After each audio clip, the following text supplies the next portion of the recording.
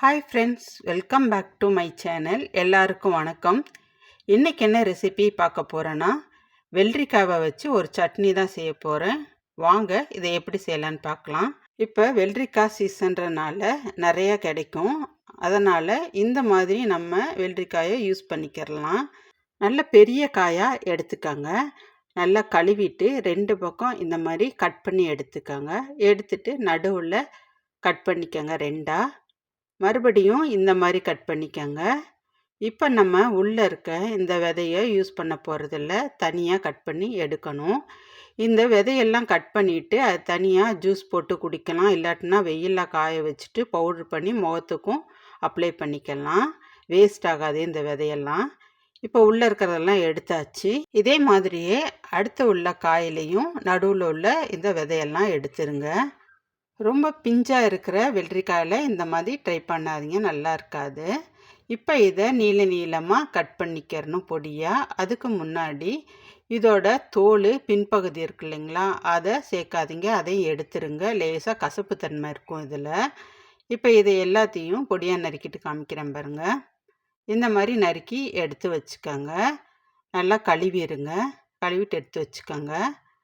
இப்போ இன்னொரு பாதியும் யூஸ் பண்ணுறதெல்லாம் பண்ணிக்கலாம். முழுசாக ஒன்றாவே போட்டுருங்க, இல்லாட்டினா பாதி போதும்.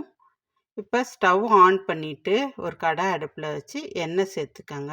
எண்ணெய் சேர்த்துட்டு உளுந்தம்பருப்பு 1/2 ஸ்பூன் சேர்த்துக்கோங்க. கடலைப்பருப்பு 1/2 ஸ்பூன் சேர்த்துக்கோங்க. சேர்த்துட்டு லேசாக எல்லாத்தையும் மிக்ஸ் பண்ணி விட்டுருங்க. சிம்மில் வச்சுக்கோங்க ஸ்டவ்வை.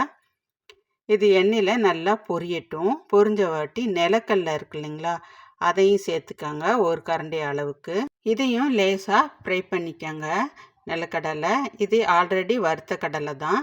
இதுக்கப்புறமா இஞ்சி பூண்டு பொடியாக நறுக்கினது, அப்புறமா 2 காஞ்ச மிளகா சேர்த்துருக்கேன். உங்களுக்கு காரத்துக்கு தகுந்த மாதிரி காஞ்ச மிளகா சேர்த்துக்கோங்க.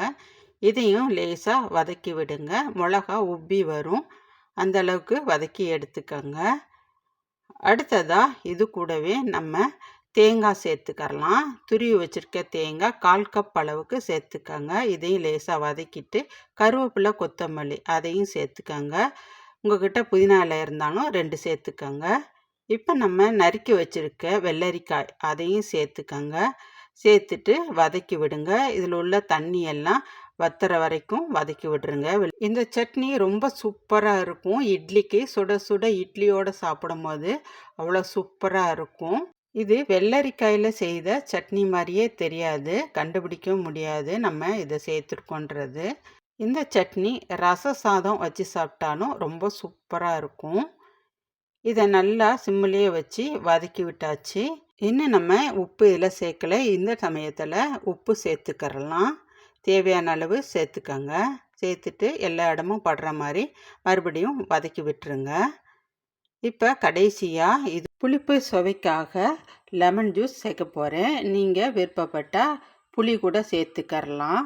ஒரு பிஞ்ச் அளவுக்கு புளி சேர்த்துக்கோங்க, ரொம்ப சேர்க்காதீங்க. இப்போ இதை ஆற வச்சுருங்க. ஆற வச்சுட்டு ஒரு மிக்ஸி ஜாரில் இந்த மாதிரி போட்டுக்கோங்க. இதை ரொம்ப நைஸாக அரைச்சிடாதீங்க, கொஞ்சம் கொரகொரப்பாக அரைச்சிக்கோங்க.